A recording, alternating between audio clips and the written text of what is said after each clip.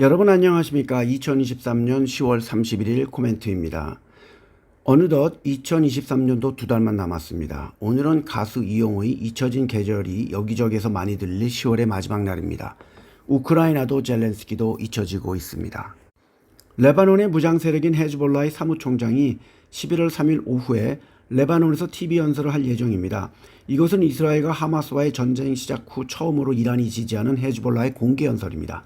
세계 곳곳에서 전기차와 전기차 배터리에 관한 별로 안 좋은 이야기들이 나오면서 배터리 소재주의 가격들이 하락하는 모습을 보이고 있습니다.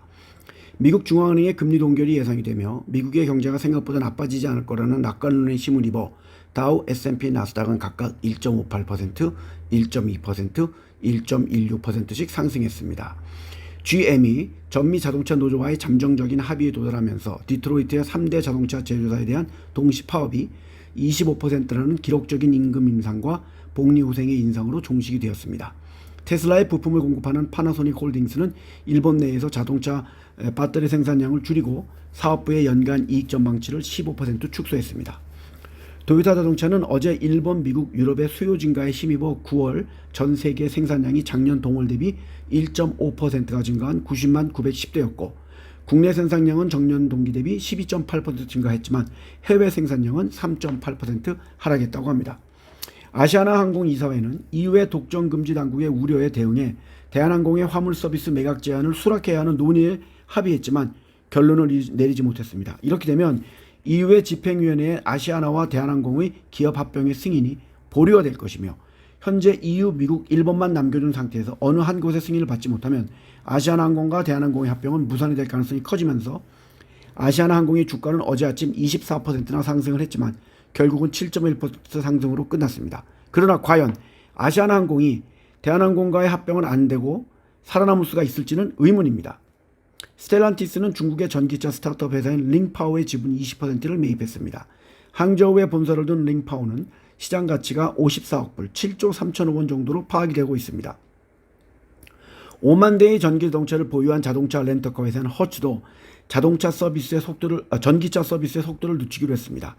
포르쉐 또한 마칸이라는 전기 SUV 차의 생산을 내년까지 연기하기로 결정했습니다. 또한 폭스바겐의 주요 자동화 소프트웨어 개발이 전기차의 발전 속도가 느려지면서 지연이 되고 있다고 합니다. HSBC의 3분기 실적이 발표가 되었습니다.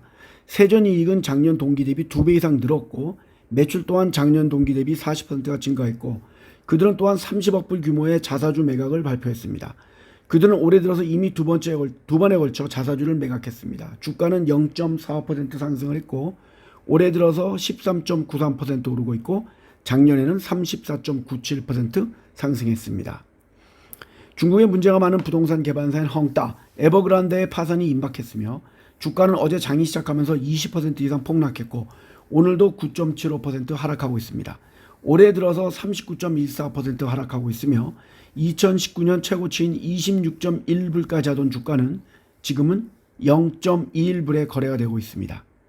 12월 4일 홍콩의 법원은 헝따의 마지막 심리를 할 것이며 이날 채무 조정이 이루어지지 않으면 홍콩의 법원은 청산 명령을 하게 될 것으로 보입니다. 재정이 파탄난 또 총선을 앞둔 파키스탄의 중앙은행은 기준금리를 어제 예상대로 22%로 동결했습니다. 그들은 인플레가 내려오고 있다고 합니다. 최근 많은 중국의 상장 회사들이 자사주를 저가에 매입하는 중입니다. 이미 30개 이상의 중국 상장 회사들이 자사주 매입을 발표하면서 중국의 주가와 지수를 끌어올리는 중입니다. EU와 호주 간의 자유무역협정 FTA가 초기에는 낙관론이 있었음에도 불구하고 결정이 나지 않으며 결렬이 되었고 향후 협상이 재개되기까지는 수년이 걸릴 수 있다고 합니다. 2018년부터 화학제품부터 화장품까지 모든 것을 다루기 위한 논의가 이루어졌지만 결국 소고기와 양고기 같은 호주 제품의 시장 접근 문제에 대해서 난항이 겪었으며 농산물에 대해서도 결국 합의를 보지 못했습니다. 9월 영국에서 조사했던 거의 모든 지역에서 주택가격이 하락을 했습니다. 가장 큰 이유는 금리 인상과 모기지 금리의 상승 및 기타 여러 가지 비용의 증가가 집을 사려는 사람들을 주저하게 만들었다고 보고 있습니다.